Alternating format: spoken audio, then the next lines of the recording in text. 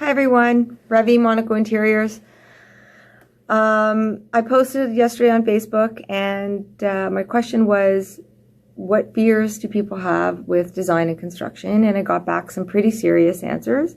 And so I wanted to address some of those answers for you. This was not my intention originally when I did the post, but I think it's important to address some of those issues to help anybody who's planning on doing a renovation or redesign. So one of the things that came up quite frequently was budgeting. When contractors come in and they promise that they're going to do your renovation for $30,000 and it ends up being $40,000 or $50,000. And why does that happen? So a couple of things. First of all, you need to hire a contractor that you really trust. So do some research, invite different contractors to come to your home, men, women, big teams, small teams, and find somebody that you're very comfortable with. And I have a much longer video on doing that on my blog, which you can look at. The second thing is the contractor needs to know what it is that you're doing.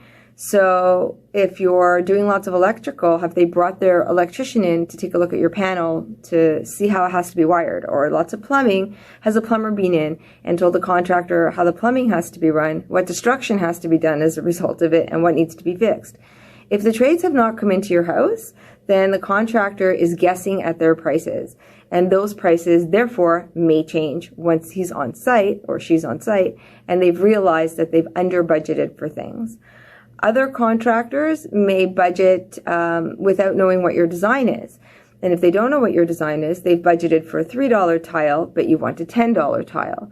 Or they've budgeted to install, a 24 by 24 inch porcelain tile on your kitchen floor, but what you really want is a 30 by 30 marble tile on your kitchen floor, which costs a different amount of money to install.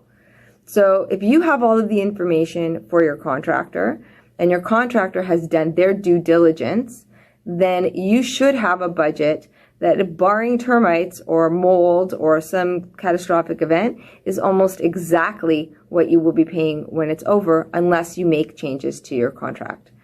So the way we work is we do design and budget in tandem so that we're designing something the client can actually afford to install. But that's just our way of doing things. Everyone has a different method. I would just suggest to you that you hire somebody that you feel comfortable with. You don't look only for price point, because if you're getting the cheapest guy, he's probably budgeted the cheapest stuff and the price will go up, or the work will be shabby, or they will disappear. And try to make all of your decisions in advance. And if you have any questions, reach out. Thanks. Bye.